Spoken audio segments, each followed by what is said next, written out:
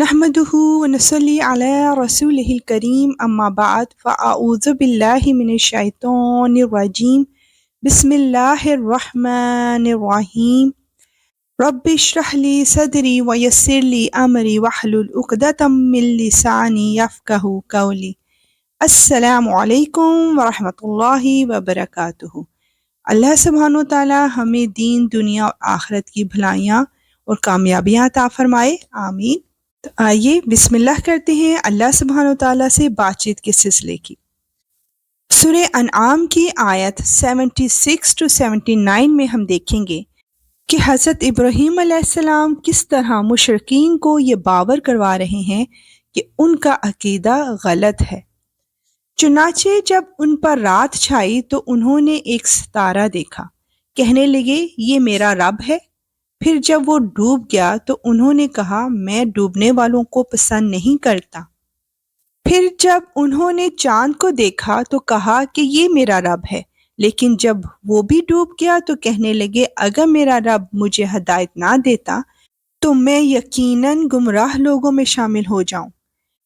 پھر جب انہوں نے سورج کو چمکتے دیکھا تو کہا یہ میرا رب ہے، یہ زیادہ بڑا ہے۔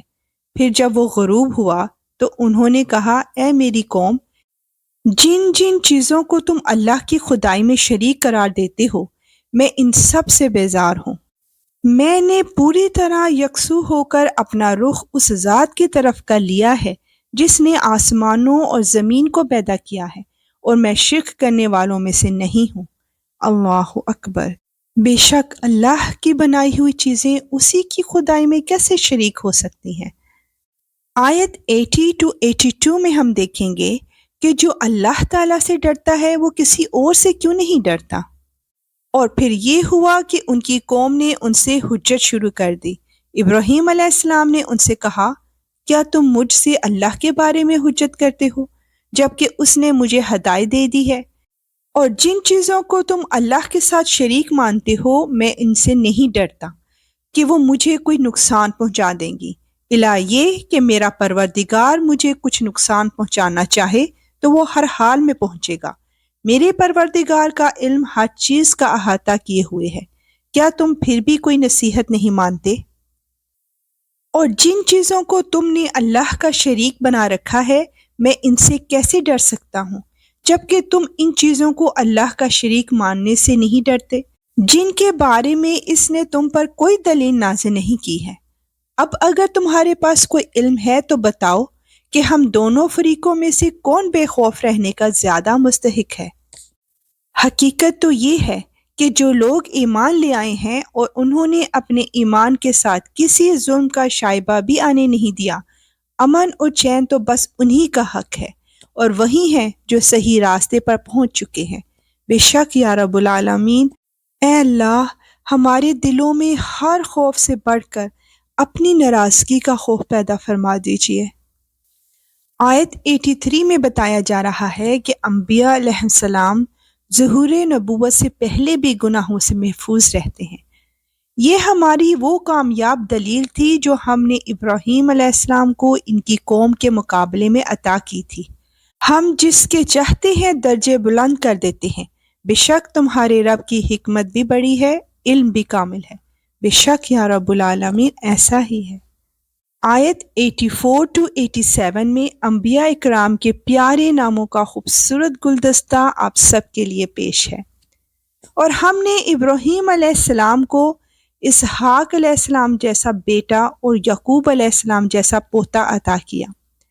ان میں سے ہر ایک کو ہم نے ہدایت دی، اور نوح علیہ السلام کو ہم نے پہلے ہی ہدایت دی تھی، اور ان کی اولاد میں سے داؤد علیہ السلام، سلیمان علیہ السلام، ایوب علیہ السلام، یوسف علیہ السلام، موسیٰ علیہ السلام اور ہارون علیہ السلام کو بھی، اور اسی طرح ہم نیک کام کرنے والوں کو بدلہ دیتے ہیں۔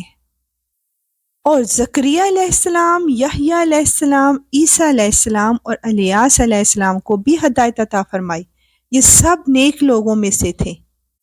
نیز اسماعیل علیہ السلام، الیسع علیہ السلام، یونس علیہ السلام اور لوط علیہ السلام کو بھی، اور ان سب کو ہم نے دنیا جہاں کے لوگوں پر فضیلت بخشی تھی۔ اللہ اکبر۔ اور ان کے باپ دادوں، ان کی اولادوں اور ان کے بھائیوں میں سے بھی بہت سے لوگوں کو ہم نے ان سب کو منتخب کر کے راہ راست تک پہنچا دیا تھا۔ سبحان اللہ، اللہ اکبر۔ آیت 88 میں ہم دیکھیں گے کہ شرک کس طرح تمام نیکیوں کو برباد کر دیتا ہے۔ یہ اللہ کی دی ہوئی ہدایت ہے جس کے ذریعے وہ اپنے بندوں میں سے جس کو چاہتا ہے راہ راست تک پہنچا دیتا ہے، اور اگر وہ شرک کرنے لگتے تو ان کے سارے نیک اعمال اکارت ہو جاتے۔ اللہ اکبر۔ یا اللہ تو ہمیں ہر طرح کے شرک سے محفوظ فرما۔ یا اللہ مانوس کر دے ہماری وحشتوں کو ہماری قبروں میں، اور قرآن کی وجہ سے ہم پر رحم فرما۔ اس کو ہمارے لیے نور، ہدایت اور رحمت کا ذریعہ بنا۔ جو ہم بھول جائیں وہ ہمیں یاد کروا دینا، اور وہ کچھ ہمیں سکھا دے جو ہمیں معلوم نہیں۔